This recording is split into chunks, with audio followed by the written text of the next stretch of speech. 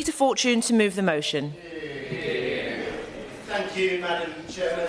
I'd like to move the motion to consider the future of local media. And can I say it is a pleasure, I think for the first time, to serve under your chairship, Madam Chairman. Thank you. I'd like to start by giving colleagues some reassurance. I intend to give way every time somebody asks, because I fully expect this to be one of the most intervened upon speeches I've ever given. Will he? I will happily give way, and you win the prize. Tom Haynes. Prize. Would he agree with me that local media is so critical? In Bournemouth, the town that I represent, we have the Daily Echo, which dates back to 1900. And with his grace, I'd want to give a shout-out to Toby Granville, James Johnson, Sarah Cartledge, Benjamin Paisler, Hannah Knight, Alexander Smith, Erin Rose, Jess Skelton, Simran Mehran, Richard McLaughlin, Amy Woodward, Emma Joseph, Isabella Holiday and Will Frampton. But because that's not enough, would he also agree with me that it's great that in Bournemouth we've got new media starting? So Peer Journal in 2022 with Sammy Murphy and Laura Williams at the helm.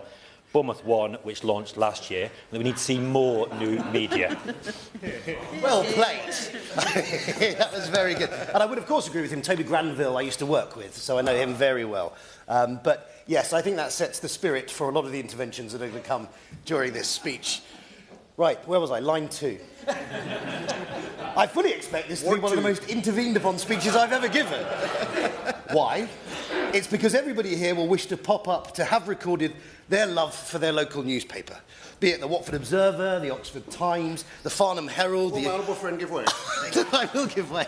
Well, I'm very grateful for my honourable friend Gregory Stafford. for mentioning the Farnham Herald, but of course we also have in that Tyndall group the Hazelmere, including Liphook Herald and the Borden Herald as well. And does he agree with me that what local papers really do is keep politicians honest, way behind the kind of key issues that matter to our local communities, and deliver real journalism, whether it be sport or news, and week after week, quality journalists who live and breathe their own towns and know their areas are working for the people in those areas? I thank my honourable friend for his intervention. I, of course, agree with him. And that role that local media provides at the centre of the community is what I'm going to develop during my speech if I get to the second page. I mentioned the Oxford Times, the Farnham Herald, which of course you intervened on, the Isle of Wight County Press, the Stranraer Free Press. All of us have examples of great local newspapers which are at the heart of our community. And we know that what they report matters, because it reflects our communities. And whilst national and regional news has expanded and the offering widened, local trusted news is still the go-to place for residents across our communities. Would my honourable friend give way? I do give way. I'm very grateful for my honourable friend for giving way. Neil and Hodgson. can I congratulate him on securing this vital debate? In my constituency of Epping Forest, we're fortunate to have excellent local media like the Epping Forest Guardian newspaper and Everything Epping Forest online, which provides invaluable coverage across our district. Now, many constituents, as he alludes to, rely on them for timely and local news. Does my honourable friend agree with me that sustaining the local media sector is absolutely vital, and the government should do all it can to protect this community service? Hear, hear. Peter Fortune. Thank you. Well, my honourable friend makes an important point, and I will actually get to that as I develop my speech. And I have to declare an interest as well. I spent the majority of my working life in local news. Even as a child, I delivered copies of the local Guardian around South London. My first proper, in inverted commas, job was at the South London Press. And back in those days, we sold 2 paid-for editions each week and delivered numerous free titles across South London. Later, I spent nearly 10 years with NewsQuest, with its huge footprint across the UK. I still write a monthly column for the Bromley News Shopper, our local oracle. The News Shopper dates back to 1965 and counts Norris and Ross McGuirter as former contributors. Indeed, it was deemed such a bastion of information that a young Rupert Murdoch took temporary ownership of it back in 1969. Tell me about it. It remains the go-to place for my constituents across Bromley and Biggin Hill for the news that counts, and that's local news. It's where you go to find out what's happening, what new shops are opening in the high street, what's that planning application that everybody's talking about, or why the heck have they put in that stupid roundabout near Mike's house. It's the place you go for the things that matter. But times have changed. Since 13-year-old Peter spent his afternoons stuffing numerous leaflets into hundreds of papers ready for delivery in the early 90s, Technology, advertising and expectations have changed. The traditional model of delivering local news has evolved, and this has put real pressure on the industry. Note that I say model, not the need for local news. In fact, I'd argue that in an age of fake news, I have to note at this point that Mrs. Fortune told me not to do an impression when I said fake news. Fake news and increasing pressures on council services, the need for trusted, informed and relevant local media is more important than ever before. But it is a challenging, an increasingly challenging environment to deliver in the traditional paper format. A newspaper sliding through the letterbox once a week is simply no longer financially viable, especially the model which relies on advertising revenue to fund the printing and delivery of the product. But that does not remove the need for local news, just changes the delivery method. I will. For giving way, and I want to give a big shout out to the Hampshire Chronicle, who I do a monthly column for, which is one of the most vital ways to communicate with my constituents. But I was speaking to the owner of the Meon Valley Times, which is a free service that anyone can access, not behind paywalls, and he's telling me the difficulty they have, given that big social media companies populate their feeds with content from local journalists, and they rarely get any financial benefit from that at all, despite doing their work. And does he agree with me that these companies should be made to help support local journalism and their hard work?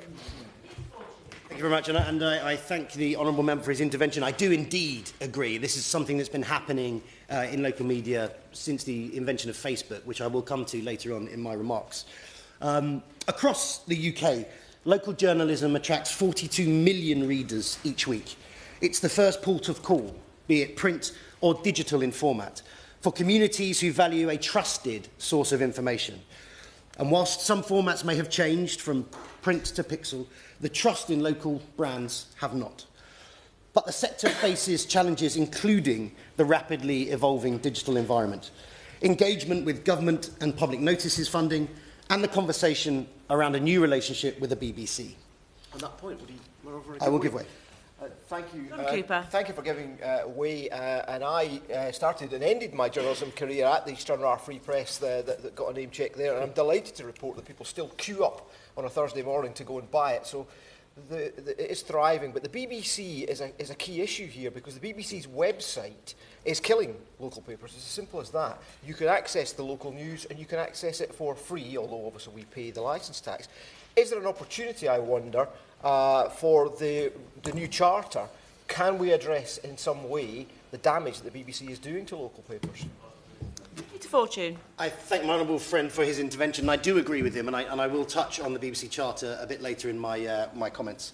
So let's start with the digital environment that the honourable member was referring to. For an industry that relies on advertising revenue, the emergence of platforms such as Facebook fundamentally changed the marketplace.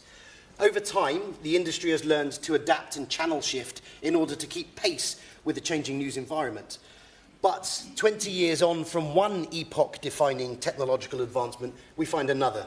We marvel as we see AI developing and becoming the new intermediary between readers and news.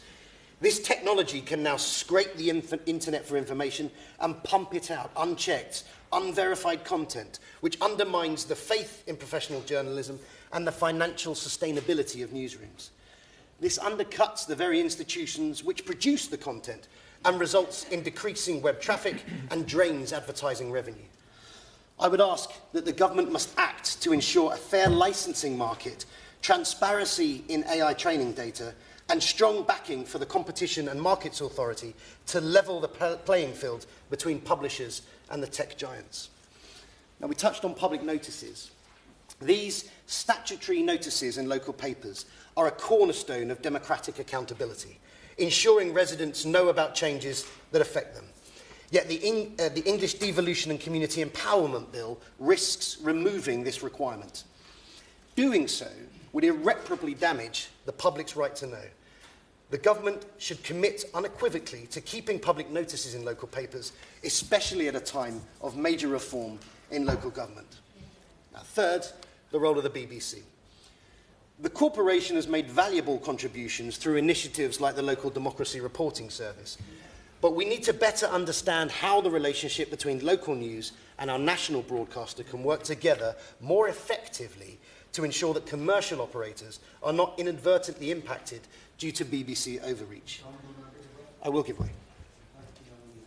Gregory Campbell. Congratulate him on securing the debate. Just on the issue about local BBC and national BBC, would you agree with me that one of the tremendous heartwarming stories this week, and I'm not a rugby league fan, but when we look at Kevin Sinfield, who goes beyond any category of endeavour to try and draw attention to the vile, awful condition of motor neuron disease and the fantastic work he does, and the promotion of that on local media as well as national media helps to try and drive forward the campaign to try and deal with motor neuron disease. Peter Fortune. Thank you. I thank the honourable member for his intervention. I entirely agree with him. It's an extraordinary story of what he's done. I think he's run further than I've ever driven. And the way that he's used the media, both national, regional and local, to highlight the issue goes to show the real strength and power that media, when it is harnessed and targeted properly, how it can have a real positive impact. We're touching on the BBC. I want to talk about the Royal Charter. It's now being reviewed, and this is the moment to reset its relationship with local media, focusing on collaboration, not competition, and ensuring commercial newsrooms can thrive. And finally, government advertising. 80% of UK adults trust the information they see in local media. Yet government campaigns remain heavily skewed towards social platforms, missing millions who rely on print and digital news. Shifting more advertising spends to local publishers would not only improve reach and engagement, but also strengthen the financial sustainability of the sector. Now, I'll start to draw my remarks to a close, as I wish to give colleagues as much time as possible to share stories of their local news providers, although many have already done so. I'm sure everybody recognises the value of their local title as much as I do the Bromley News Shopper. And whilst, as politicians, we may not always appreciate being the focus of the news, I'm sure we all recognise the huge importance of a trusted media source that is from and for the community. With its sharp focus on local issues, scrutiny of key decisions, and responsibility for training up the next generation of journalists, local journalism is a public good. It informs, it scrutinises, and it binds communities together. But it cannot survive on goodwill alone. The government has the tools to act on AI, on public notices, on the BBC, and on advertising. If we value trusted local journalism, now is the time to secure its future. And finally, by my reckoning, I've said the word local 28 times in this speech, because that's the point. Hear,